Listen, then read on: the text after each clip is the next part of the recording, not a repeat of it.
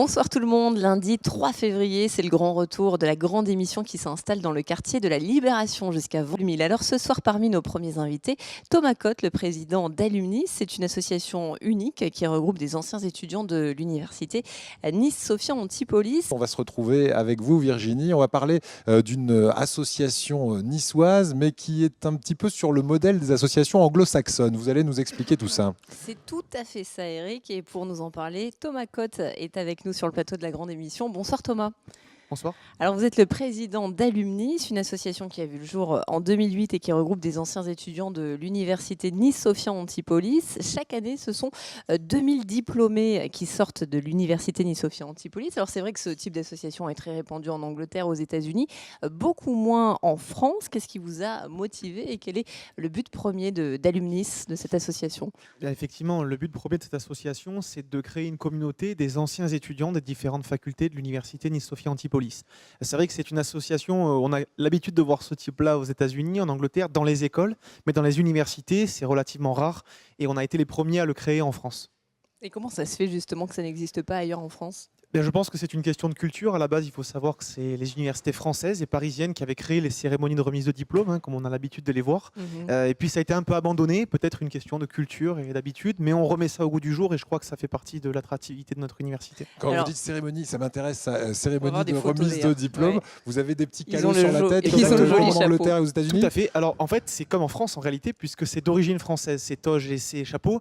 Donc rendons à César ce qui leur appartient. Ouais. Voilà, on a des écharpes avec les couleurs de notre région, pour le coup méditerranéenne, et puis les toges et les chapeaux. Alors Thomas, de quels outils vous disposez et qu'est-ce que vous faites concrètement pour réunir, mais aussi pour aider les anciens étudiants? Bien sûr, le but, c'est aussi dans un contexte un peu difficile de montrer que le réseau qu'on propose est intéressant pour nos diplômés.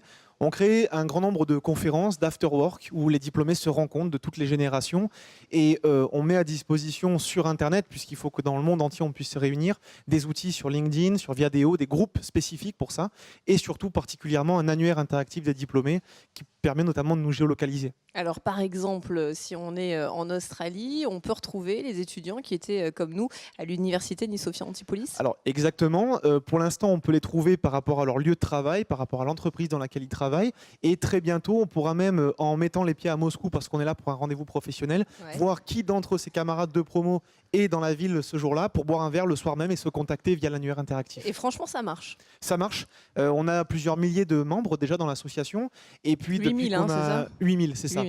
Et depuis qu'on a lancé l'annuaire, déjà plus de 200 inscrits en un mois et demi sont répertoriés, donc c'est vraiment un franc succès. Alors Thomas, ce que vous nous décrivez, c'est un peu Facebook. Qu'est-ce que c'est la différence entre votre association et ce site internet et Facebook? Je dirais que Facebook c'est ouvert à tous. L'annuaire des diplômés de l'université, il est exclusif aux diplômés de notre université et tourné essentiellement vers le monde pro. Alors plusieurs nouveautés en 2014, notamment les afterwork. Il y en a eu une tout récemment à Sophia Antipolis. Oui, il y en a eu deux. Alors la première s'est faite à Paris parce qu'on a un gros réseau de diplômés de Nice sur Paris.